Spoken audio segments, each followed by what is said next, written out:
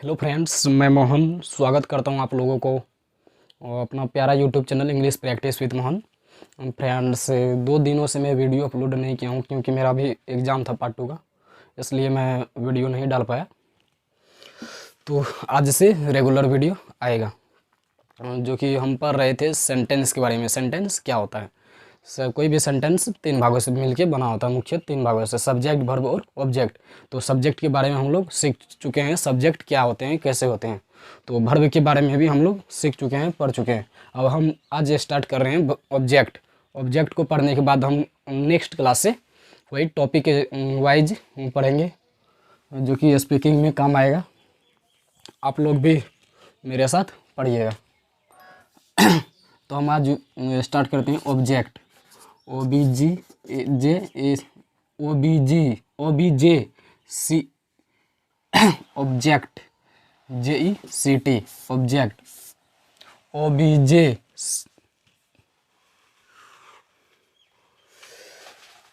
JECT object. तो object पहले subject, यहाँ पे पहले पूरा चार्ट बनाते हैं जो कि आप लोगों को समझने में आसानी हो। यहाँ पे होता है subjective case, SUBJECTIVE subjective case, और इधर लिखते हैं objective case, OBJTI objective case. यानी कहने का मतलब इधर जो लिख रहे हैं वो सब्जेक्ट होगा और इधर जो लिख रहे हैं वो ऑब्जेक्ट होगा। तो सब्जेक्ट के बारे में मैंने आप लोगों को पहले ही बता दिया है। सब्जेक्ट क्या क्या हो सकते हैं? I, we, you, he, she, it, they या एनी नेम, यानी नाउन, यानी नेम। तो आई का सभी का हिंदी मैंने पहले ही आप लोगों को बता दिया हूँ। तो आई का ऑब्जेक्टिव ये आएगा सब्जेक्ट के जगह पे। फिर इसी का सब्जेक्ट का यानी सब्जेक्टिव केस का ऑब्जेक्टिव केस, सब्जेक्ट का ऑब्जेक्ट बनेगा, आई का बनेगा, आई का मी, आई का ऑब्जेक्टिव केस मी, वी का ऑब्जेक्टिव केस अस, वी का अस, यू का यू ही होता है, यू का सब्जेक्ट और ऑब्जेक्ट समान होता है, यू का यू, ही का ऑब्जेक्टिव केस हिम, ही का हिम, सी का हर, HER हर, ईट का ईट, ईट का ईट ही होता है, दे का देम, THEM देम। और एनी नेम का ऑब्जेक्टिव केस यानी एनी नेम का ऑब्जेक्ट एनी नेम ही होगा। जैसे यू का था वैसे ही होगा, यानी कोई नाम का ऑब्जेक्टिव केस कोई नाम ही होगा। तो ये जितना सारा है ये सब्जेक्ट के जगह पे आएगा। यानी ये सब्जेक्ट के बारे में मैंने आप लोगों को पहले ही बता दिया, ये सारे सब्जेक्ट होंगे।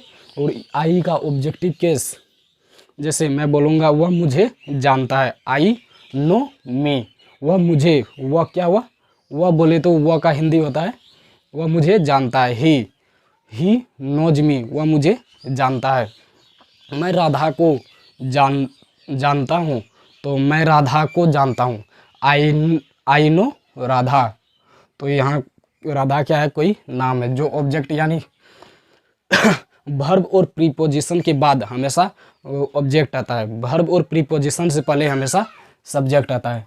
जो कि हम लिखना चाहे तो इसको मिटा के हम लिख देंगे सही से, क्योंकि ये अब सब्जेक्ट के आएंगे। सब्जेक्ट जो वर्ब और प्रीपोजिशन से पहले होते हैं वो ऑब्जेक्ट सब्जेक्ट होते हैं। जो वर्ब और प्रीपोजिशन के बाद आते हैं, जो वर्ब और प्रीपोजिशन के बाद आते हैं वो वो सारे ऑब्जेक्ट होते हैं। जैसे यहाँ पे हम लिख देते हैं वर्ब भी, यहाँ पे जगह यहाँ से लिख देते हैं। चलिए अब इसको मिटा देते हैं। आप लोग इसको समझ लिए होंगे, तो अब इसको नोट कर लीजिएगा आप लोग। आई का ऑब्जेक्टिव केस मी होगा, वी का ऑब्जेक्टिव केस अस होगा, यू का ऑब्जेक्टिव केस यू ही होगा, ही का ऑब्जेक्ट हिम होगा, सी का ऑब्जेक्ट हर होगा, इट का ऑब्जेक्ट इट ही होगा, दे का ऑब्जेक्ट देम होगा, ठीक इस प्रकार एनी नेम यानी नाउन का ऑब्जेक्ट सेम होगा, नाउन का जो यहाँ रहेगा वही यहाँ होगा। तो ये आएगा सब्जेक्ट के जगह पे, ये आएगा ऑब्जेक्ट के जगह पे। तो यहाँ पे हम लिख देते हैं वर्ब और प्रीपोजिशन, वर्ब प्लस या प्रीपोजिशन जगह कम है, डायरेक्ट प्रीपोजिशन आप लोग समझ सकते हैं। ये सब्जेक्टिव केस यानी सब्जेक्ट के जगह पे आएंगे, ये ऑब्जेक्टिव केस यानी ऑब्जेक्ट के जगह पे आएंगे, जो कि सब्जेक्ट ये सारे होते हैं और ऑब्जेक्ट ये सारे होते हैं। Subject I, we, you, he, she, it, they, ये सारे पर्सनल प्रोनाउन होते हैं जो कि पर्सन को दिखाते हैं, ज़्यादातर यही सब्जेक्ट बनते हैं। फिर ऑब्जेक्ट, इसी का आई का ऑब्जेक्ट मी होगा, वी का ऑब्जेक्ट अस होगा, यू का ऑब्जेक्ट यू होगा, ही का ऑब्जेक्ट हिम होगा, सी का ऑब्जेक्ट हर होगा, इट का ऑब्जेक्ट इट होगा, दे का ऑब्जेक्ट देम होगा। और कोई नाउन एनी नेम यानी नाउन एक नेमिंग वर्ड होता है, कोई नाउन का ऑब्जेक्टिव केस ऑब्जेक्ट नाउन बनेगा। तो हम कैसे पहचानेंगे कि कौन सब्जेक्ट कैसे कहाँ आएगा और ऑब्जेक्ट कहाँ आएगा? तो जो वर्ब और प्रीपोजिशन से पहले रहेगा वो सब्जेक्ट होगा, यानी ये लगाना है, वर्ब और प्रीपोजिशन से पहले सब्जेक्ट लगाना है, और वर्ब और प्रीपोजिशन के बाद जितना आएगा वो सारा ऑब्जेक्ट आएगा। समझने के लिए हम ये भी लिख दिए, तो इससे आसानी से आप लोग समझ सकते हैं। वर्ब और प्रीपोजिशन से पहले वो सब्जेक्ट लगाएंगे हम, वर्ब और प्रीपोजिशन के बाद हम हमेशा ऑब्जेक्ट लगाएंगे, जो कि वर्ब खाना पीना दौड़ना, यानी वर्ब अनेक होते हैं, हेल्पिंग वर्ब भी होते हैं और मेन वर्ब भी होते हैं। यानी हेल्पिंग वर्ब होता है is, am, are, was, were, has, have, had, do, does, will, would, shall, should, can, could, यानी अनेक होते हैं, जो कि मैंने आप लोगों को वर्ब के बारे में पढ़ा चुका हूँ या सिखा चुका हूँ। तो preposition in, into, at, late, like, like वो वर्ब होता है, इनटू, एट, ऑन, बिहाइंड, ये सारे क्या होते हैं? प्रीपोजिशन होता है, जिसके बारे में आगे पढ़ेंगे। तो सब्जेक्ट ये सारे बनेंगे और ऑब्जेक्ट ये सारे बनेंगे। वर्ब और प्रीपोजिशन से पहले सब्जेक्ट, वर्ब और प्रीपोजिशन के बाद जो आएंगे वो सारे ऑब्जेक्ट। तो आज के क्लास से इतना ही ऑब्जेक्ट था, जो कि मैं आप लोगों को सिखा चुका हूँ। तो कल से यानी नेक्स्ट क्लास से हम कोई टॉपिक स्टार्ट करेंगे, जिसमें कि 35 से 40 टॉपिक को हम पढ़ने वाले हैं। आप लोगों के साथ प्रैक्टिस करना चाहते हैं।